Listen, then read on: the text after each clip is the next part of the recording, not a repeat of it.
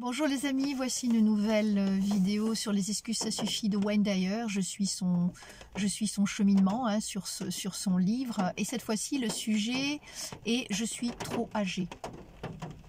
Alors ça me pose question moi-même, je suis trop âgée puisque la question est de savoir je suis trop âgée pour faire quoi, pour dire quoi, pour être qui. Donc l'âge est vraiment plutôt un principe culturel qu'un principe personnel. Les gens nous collent dans des cases les uns des autres. Cette dame est trop âgée pour refaire une reconversion, cet homme est trop âgé peut-être pour changer de métier, cette personne est trop âgée pour entreprendre un sport qui lui plaît. Bon, on a bien compris que derrière cette case trop âgée, c'est vraiment des modèles, des constats, des limites que la société nous impose, au même titre que peut-être certains travaux qui sont faits pour les hommes et certains travaux qui sont faits pour les femmes. Donc dans la question c'est je suis trop âgée, mais on pourrait se considérer et se demander qui dit que je suis trop âgée? C'est plus peut-être finalement le regard des autres que de soi-même. Parce que pour ma propre expérience et ma propre vie, je pourrais dire que lorsque j'ai fait ma conversion, ma reconversion professionnelle, je ne me suis pas sentie âgée. Je me sentais habitée d'une joie, d'un émerveillement de la vie. Et je me sentais pas à la cinquantaine me dire je vais finalement terminer là où je suis pour être dans la sécurité, pour être bien, pour être dans le confort et le réconfort. Certes, j'aurais pu le faire, donc c'est pour ça que je vous parle de ma propre expérience, mais depuis que j'ai fait cette reconversion professionnelle, j'ai rencontré des gens, j'ai créé des choses que jamais je n'aurais pensé créer. J'ai été dans des points techniques et Dieu sait que les points techniques c'est pas du tout ma tasse de thé. J'ai essayé de créer des choses. Alors même si c'est peut-être pas mirobolant au regard de plein de gens, j'ai plus appris en 2 ans sur moi-même, sur mes capacités. J'ai plus appris en 2 ans sur moi-même peut-être que dans tout le reste du temps de ma carrière, parce que j'ai été chercher en moi des espaces, des possibilités que je croyais voire inexistantes, voire complètement endormies. Je me suis mis vraiment dans l'inconfort. J'ai eu passé des moments où c'était compliqué pour moi, où je ne comprenais pas, là où c'était si simple dans les réseaux sociaux, ou de monter une vidéo où c'était si simple pour d'autres personnes et intuitif. Alors si parler et écrire pour moi est beaucoup plus simple que de m'occuper de la mécanique, il faut quand même que j'aille dans l'histoire de me dire ça a du sens, si je l'apprends ça a du sens, parce que ça va être au service de moi-même, ça va être au service des vidéos que je fais sur YouTube, toujours avec autant de joie. Et si la forme n'est pas toujours convaincante, eh bien en tous les cas le fond, j'y mets toute mon âme et surtout mon émerveillement et ma curiosité d'apprentissage. Alors non, je ne me suis pas sentie trop vieille pour faire ce que j'avais envie de faire, et surtout en me disant que on n'a qu'une vie consciente et qu'il est vraiment important de rassembler toutes ces peurs dans un panier, de rassembler tous ces doutes dans un panier, de les mettre de côté un instant et puis d'oser. Est-ce que c'est important de réussir ? Peut-être que ça peut être important, mais surtout moi, de me dire que j'ai fait quand même un chemin qui fait que ça m'amène là où je suis aujourd'hui, donc à pouvoir vous parler, à pouvoir échanger avec vous. Et la notion d'âge, oui, je vois bien que j'ai plus que la moitié en principe de ma vie humaine, mais en même temps, à chaque âge, il y a une possibilité d'apprendre. Si quand on est jeune, on met de l'enthousiasme et de l'énergie physique, si j'en ai peut-être un petit peu moins maintenant, je mets toujours autant d'enthousiasme à apprendre, et voire même peut-être plus de profondeur. Je laisse parfois de côté, on va dire, la colère, l'énervement, l'agacement de ne pas y arriver, et je m'y remets en me disant, écoute, j'ai rien à perdre, je tente et j'essaye. Donc effectivement, en plus les neurosciences nous le disent bien, la neuroplasticité du cerveau, c'est toute une vie, ça fonctionne à tout âge. Donc moi j'aurais envie de reprendre ce que dit Wayne, c'est que notre corps physique, il a effectivement biologiquement un âge. On est peut-être moins à même après la cinquantaine ou la quarantaine de faire certaines choses, et encore. Il y a des personnes qui, à 50 ans, 60 ans, font des marathons, s'entraînent et ne regardent pas ou ne font pas attention à ce que disent les autres. Alors, le jugement des autres, c'est vrai, le regard des autres, la société, cette espèce de jeunisme qui nous fait tant vouloir changer, tant vouloir être encore plus jeune, eh bien, c'est peut-être parfois cette espèce d'influence-là qui peut nous donner des doutes. Voilà. Alors oui, on a l'âge de nos artères, mais l'âge le plus important, c'est celui qu'on a dans la tête. Ça veut dire qu'à partir du moment où quelqu'un veut commencer à apprendre à faire un instrument de musique, ou quelqu'un veut apprendre à faire un sport, pourquoi n'essaierait-il pas? Il y va à sa manière, à sa façon, avec sa joie, son enthousiasme. Et ce qui est le plus important, c'est finalement plus de remarquer déjà le chemin sur lequel on est, plus se féliciter de nos petits progrès, plutôt que de se dire la personne d'à côté, elle a 10 ans, 15 ans de moins et elle va beaucoup plus vite sur un marathon. C'est pas ça le but. Le but, c'est pas de se comparer aux autres par rapport à l'âge. On peut pas comparer deux corps de 20 ans et de 60 ans. C'est complètement différent. Le temps fait son œuvre, bien qu'à 60 ans, 70 ans, des gens soient extrêmement sportifs, voire même plus que d'autres. L'âge, c'est quelque chose qu'on écrit sur un papier avec une date de naissance, mais après, il y a tout l'environnement qui travaille autour.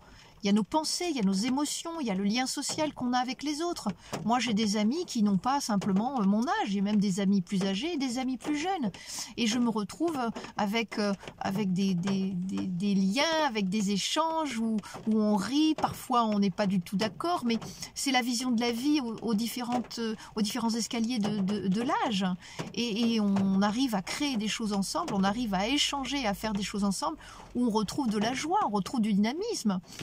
Et voilà, et je crois que de s'arrêter à son âge physique, ce n'est pas important. Ce qui va être important, c'est qu'est-ce que je peux faire, qu'est-ce que je peux mettre en avant avec les moyens que j'ai, qu'est-ce que je peux apporter de plus, quelle peut être ma valeur ajoutée, par exemple, quand je suis dans un groupe avec d'autres personnes.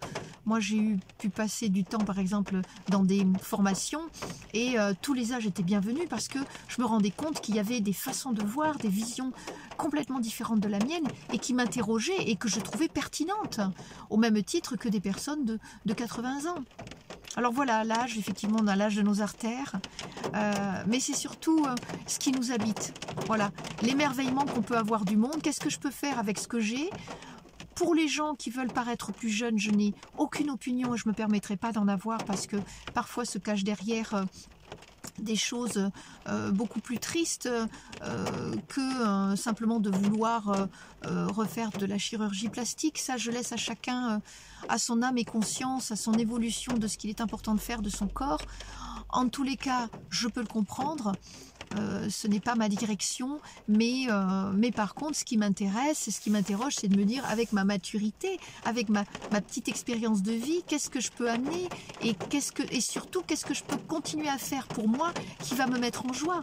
Et à partir du moment où je commence à faire quelque chose qui me met en joie, qui a du sens, mais je dépasse complètement l'histoire de l'âge.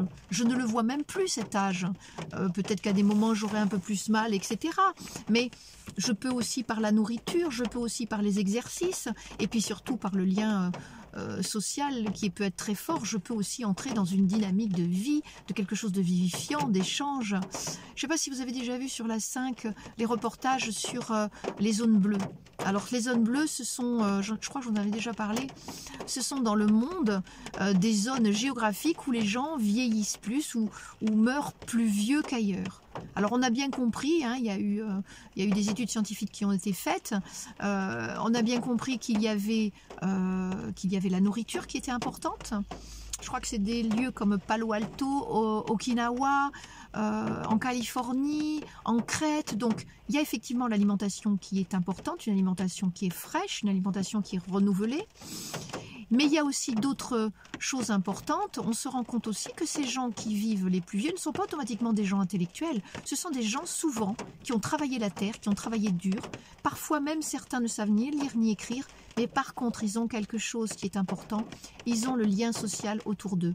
Ils ont des amis. Ils ont une famille proche. Ils ont des gens qui s'occupent beaucoup d'eux et qui les encouragent. Et surtout, ils ont aussi continuer une activité qu'elle soit physique, qu'elle soit artistique ou intellectuelle. Ils ne sont pas restés dans l'immobilité, moi je dirais même dans l'immobilisme. Ils ont continué avec la fluence de la vie, ils ont continué avec le courant joyeux du torrent, de la rivière ou du ruisseau en fonction de leur capacité, mais ce sont toujours des gens qui ont été participatifs de la vie. Alors vous voyez, quand on parle « je suis trop âgé pour faire quelque chose », dans les reportages, il y avait quand même des personnes de 95 ans, voire 100 ans, qui continuaient à faire leur jardin, ou qui continuaient à s'occuper de leurs vaches, et voire même, je ne sais plus quelle est cette personne, qui avait s'approché de 100 ans et qui continuait à servir les gens dans son café.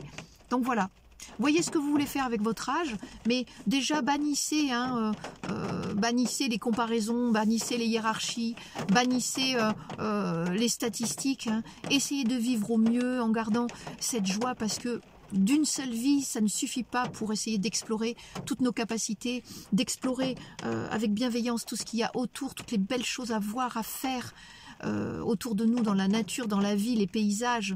Donc et ayez votre fameux ikigai, c'est-à-dire votre passe-temps favori, qui va vous donner l'envie de continuer à fonctionner. Et d'ailleurs, cela a un impact sur vos cellules, puisque vous allez créer des neurotransmetteurs de joie, comme des endorphines, de la sérotonine, de la dopamine, qui va stimuler aussi votre système immunitaire.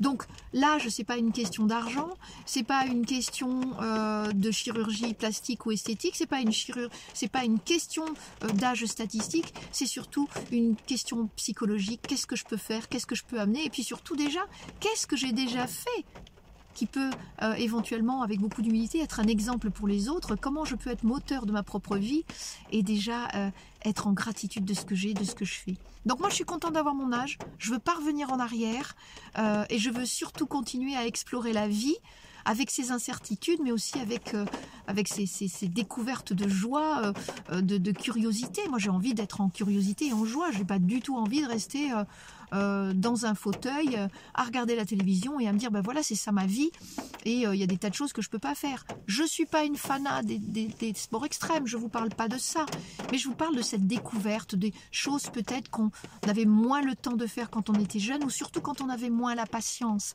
Voilà, ça fait quelques temps que je me dis que je vais apprendre à jouer au piano et que je vais m'y mettre.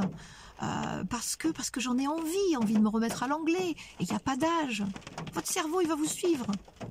Vos cellules, elles vont vous suivre si vous avez de l'enthousiasme. Voilà. Puis il ne s'agit pas de commencer dur.